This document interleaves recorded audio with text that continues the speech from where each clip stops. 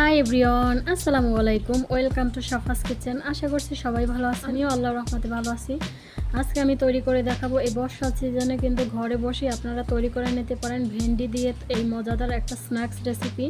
আজকে তৈরি মশলা ভেন্ডি ফ্রাই, যেটা খুবই মজাদার এবং ক্রাঞ্চি ক্রিস্পি টাইপের হয়।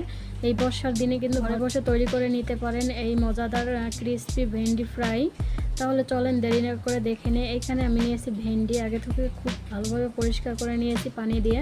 এখন আমি এই ছোট করে সাইজ করে কেটে নেব। আপনারা আপনাদের পছন্দ মতো করে সাইজ করে কেটে নেবেন।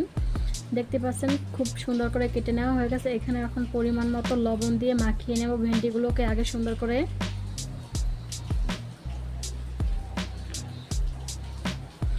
খুব ভালো করে কিন্তু লবণ দিয়ে মাখানো হয়ে গেছে। এর ভিতরে এখন বাকি উপকরণগুলো দিয়ে দেব বেসন, চালের গুঁড়া, কর্নফ্লাওয়ার, মরিচের গুঁড়া, হলুদের গুঁড়া, তারপরে দেব ভাজা জিরার গুঁড়া আর চাট মশলা।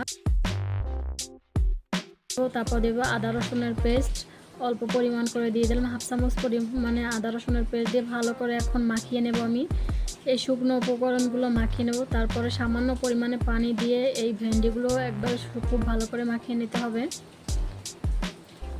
দেখতে পাচ্ছেন একবারে মাখানো হয়ে গেছে, আঠালো টাইপের হয়ে গেছে, কিন্তু ভেন্ডির সাথে খুব উপকরণগুলো ভালো করে মাখিয়ে নেওয়া হয়ে গেছে।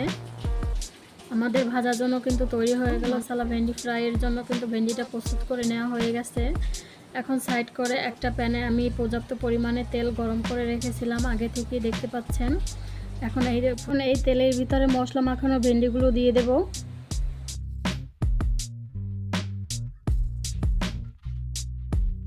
সবগুলোই কিন্তু দেয়া হয়ে গেছে তেলের ভিতরে। বেশ খানিকক্ষণ পরে কিন্তু এখন আমরা উল্টে দেব।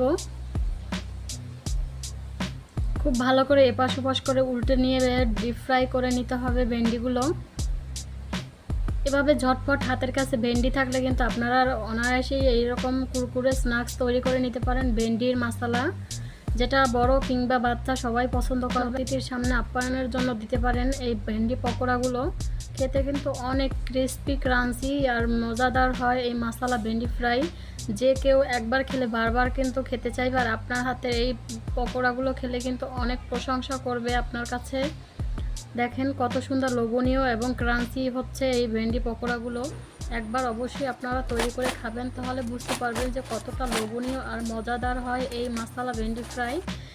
তাহলে দেরি না করে এখনই চলে যান রান্নাঘরে, গিয়ে কিন্তু তৈরি করে নিতে পারেন ঝটপট করে ভেন্ডি পকোড়া। এই ধরনের সহজ এবং নিত্য প্রয়োজনীয় রেসিপি দেখতে চাইলে সাফাস কিচেনের সাথে থাকতে হবে। ধন্যবাদ, সবাই ভালো এবং সুস্থ থাকবেন। আল্লাহ হাফেজ।